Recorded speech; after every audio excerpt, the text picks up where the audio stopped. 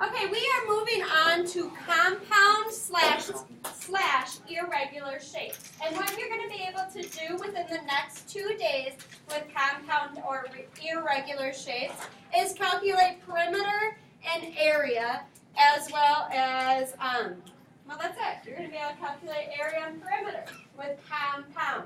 When you think of compound words, you think of like bathtub, sidewalk, more than one word put together. So a compound shape means more than one.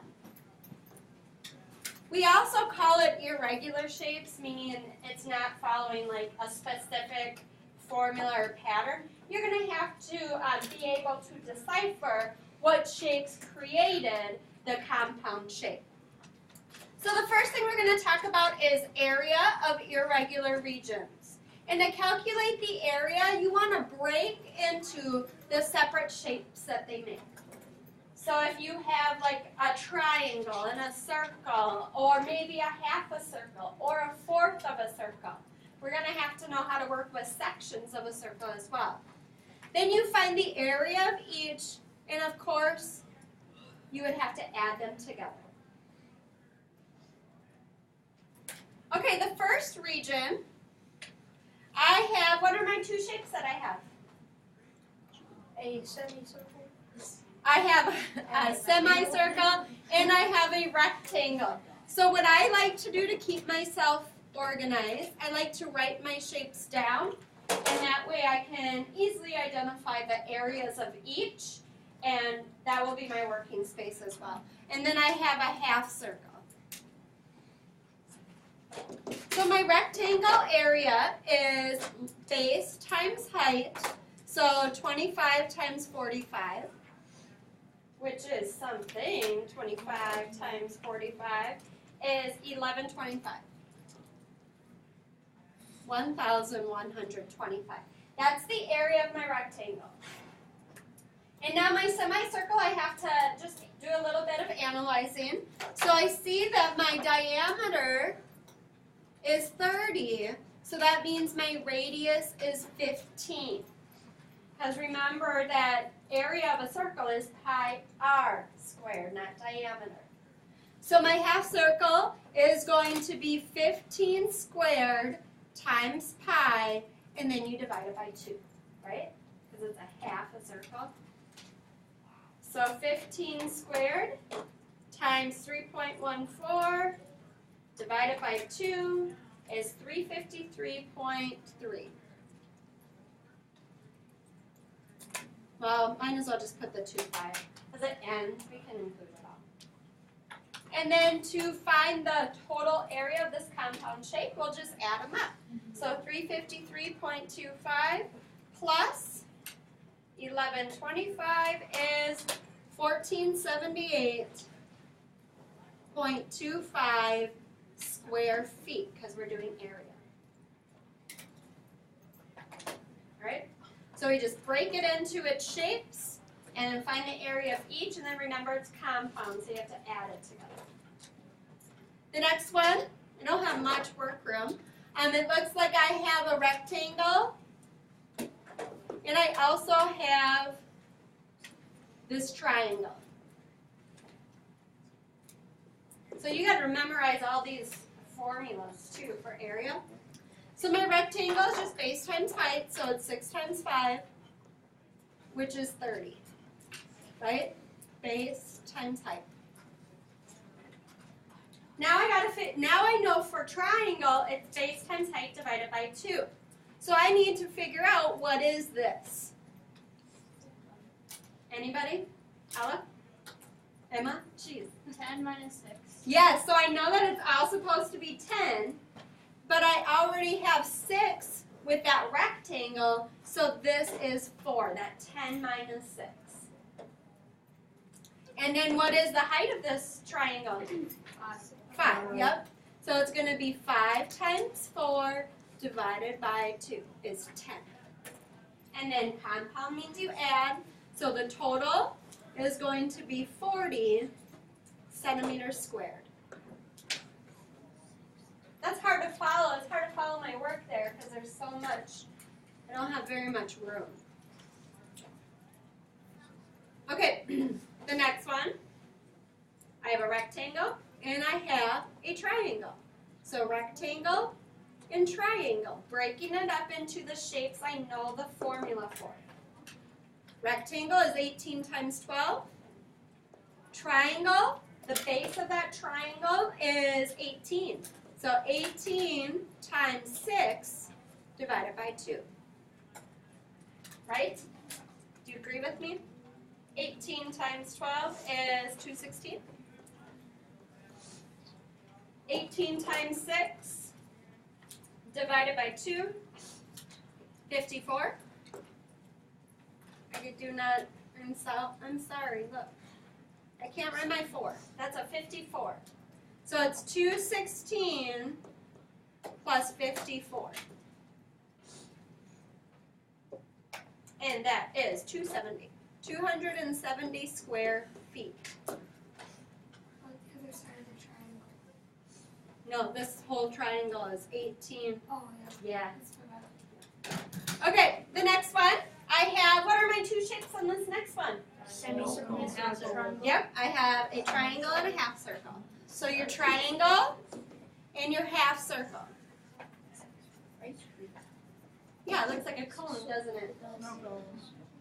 So my triangle is base times height divided by 2. So the base of that triangle is 5 and the height is 12, right? The height is what stands perpendicular. This would be that perpendicular measurement. So the triangle is 12 times 5 over 2, which is 60 over 2, which is 30. And my half circle is pi r squared. 5 is the diameter, so my radius is 2.5. So my half circle is going to be 2.5 squared times 3.14, and then cut it in half, divided by 2. So 2.5 squared times 3.14 divided by 2 is 9.8. So my total area will be 30 plus 9.8. 39.8. What is this? Square centimeters.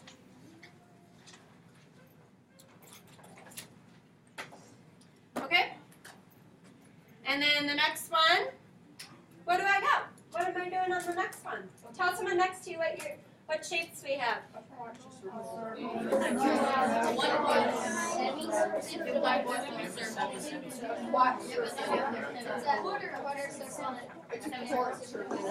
what I did. Okay, so I have a rectangle, base times height, so 17 times 2, 34.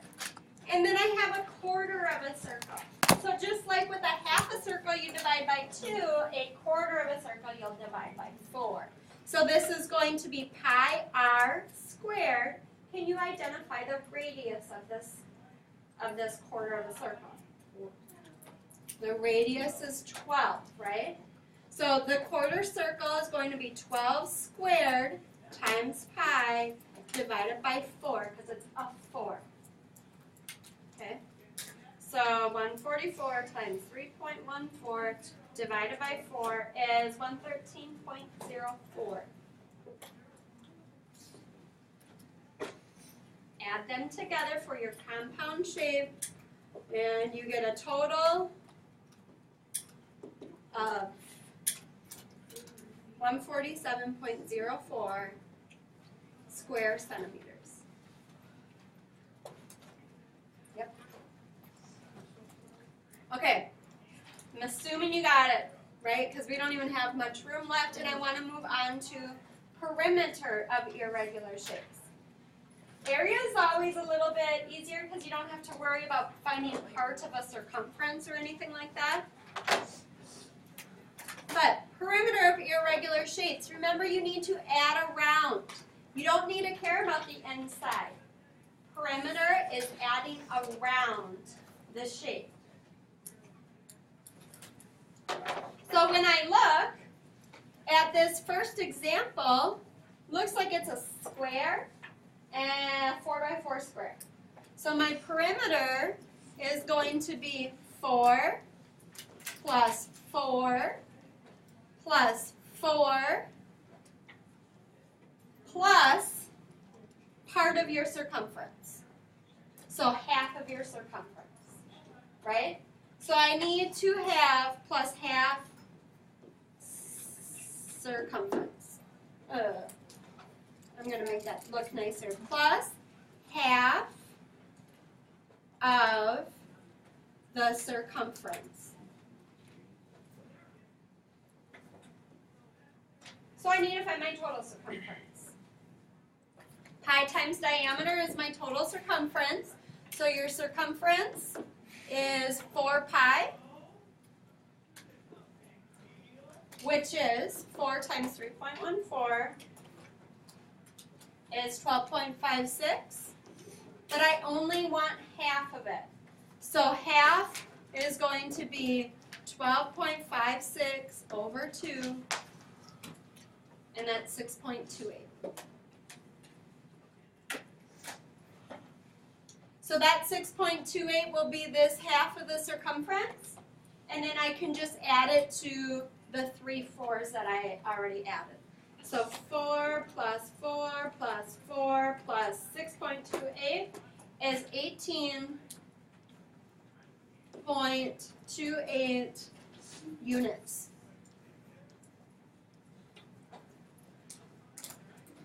Do you see the process there? So I just want to reiterate here. Perimeter is adding around. So I went 4 plus 4 plus 4 with 2 plus signs, whatever. Plus I know I have to have half of that circumference. So I did a little bit of math after the fact. You could do it before. So I found the circumference is pi times diameter. And then I only needed half of it, so I divided it by 2. And then I added that to my 4 plus 4 plus 4. Okay, the next one.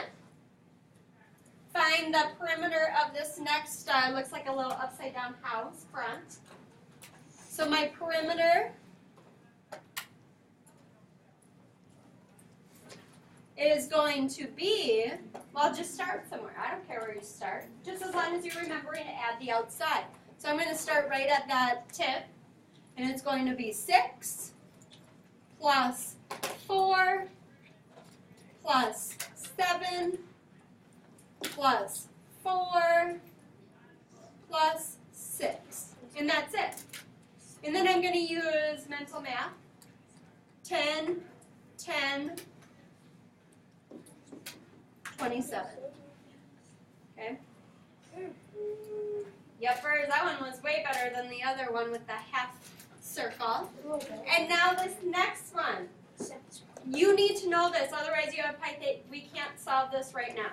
Because you have to know Pythagorean's theorem to know what this is. So we're not there yet. We're not at a squared plus b squared is c squared yet. So I want you to just make one. We're just going to make a random number up. Make it 18. Okay.